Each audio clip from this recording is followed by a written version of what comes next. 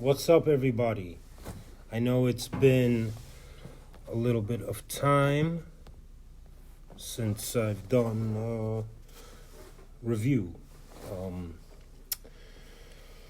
so, I wanted to come on and talk about some of the machines that I have been working with and uh, doing more testing on. So we'll get into that right now, and then you know, we'll we'll talk about them.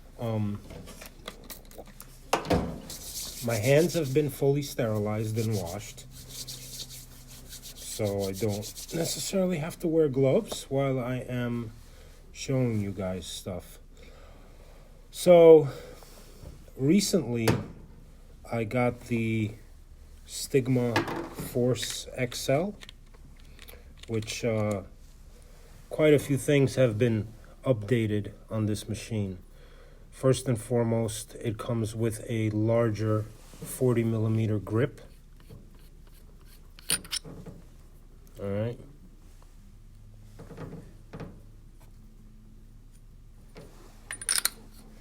And there are quite a few differences between the battery packs from the Force that was first released. For example, this opened area on the battery pack is now like this. So it has been completely sealed.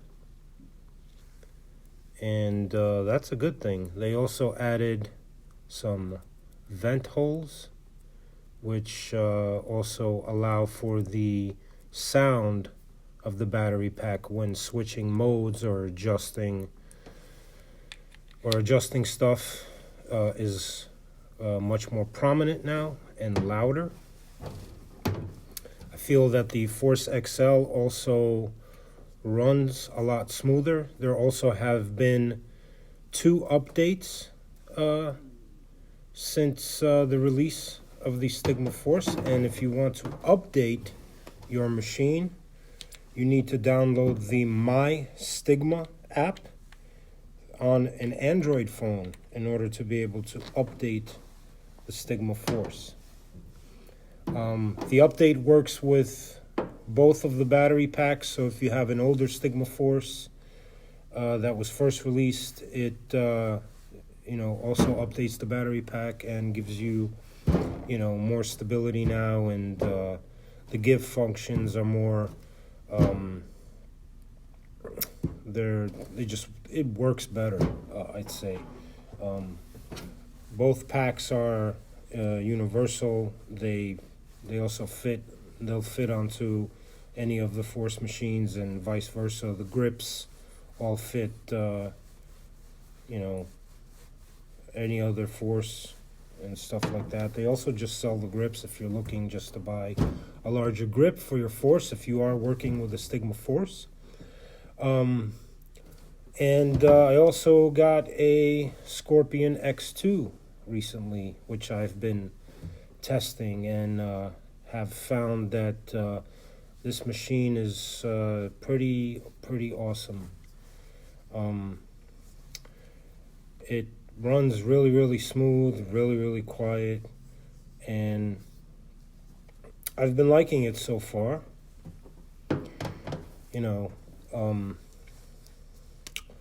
The battery pack, it's a little bit cumbersome. It can be awkward for some of you.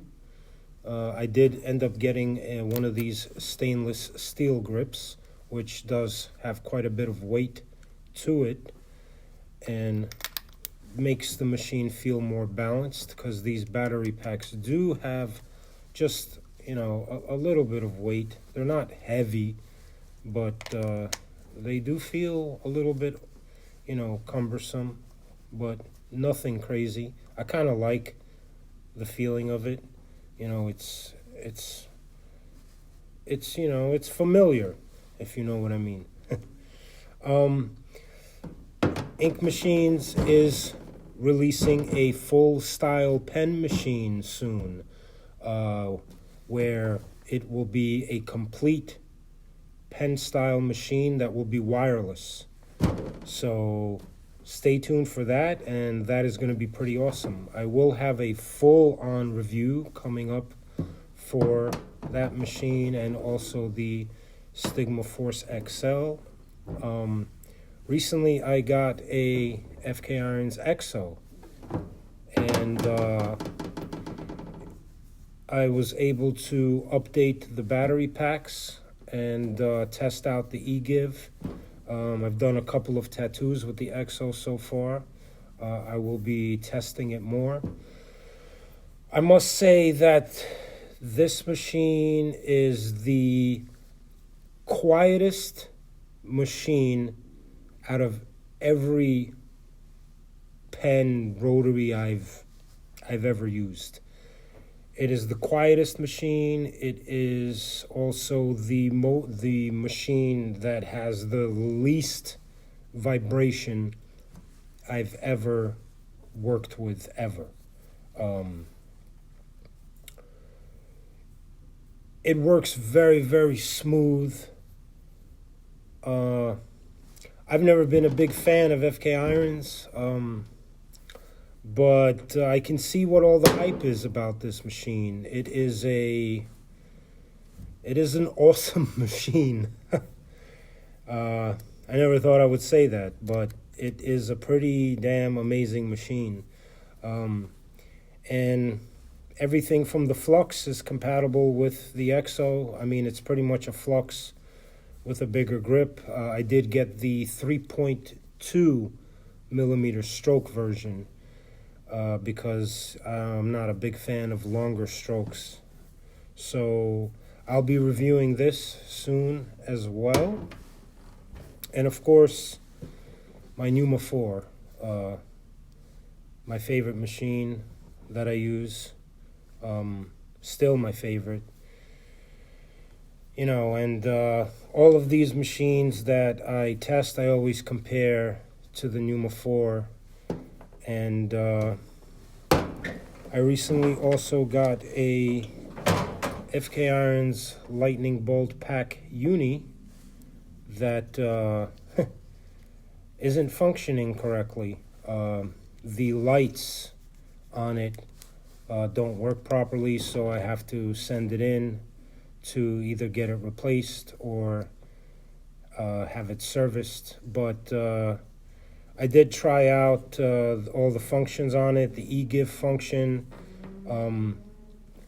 The eGive kind of works a little weird on machines that are not direct drive. It's pretty strange. Don't really recommend it for any pen style machines like the Numa 4 that aren't a direct drive machine. And even on some direct drive machines that I have here that I've tried it on so far, it acts a little finicky. I'm sure that with updates in the future, it will get better, but right now it's a little bit weird. I also don't like the fact that even in the app, when you are able to control it, it doesn't do 0.1 increments and only does 0.5 increments. Maybe they'll release an update for that soon, and it'll be able to do 0.1 increments, which, you know, for certain machines is suited better than others, I guess. But yeah, I'll have a full-blown review on this as well. And what else? I've been trying out some FYT cartridges lately. These are pretty interesting. They've been a joy to work with. I'll be reviewing those soon. I also will be reviewing the Ink Machines Neo cartridges. These are magnetic. You know, they stick to stuff that is metal, which is pretty cool. And yeah, so we have a bunch of reviews coming up, and I have really put a lot of time into testing all of these machines because I don't want to just give you guys a review where, oh, I spent, 2 tattoos with the machine, and I'm like, yeah, it's awesome, it's amazing, and then later on, I'm like, it was all right. I mean, that's not really fair to y'all, and I feel that,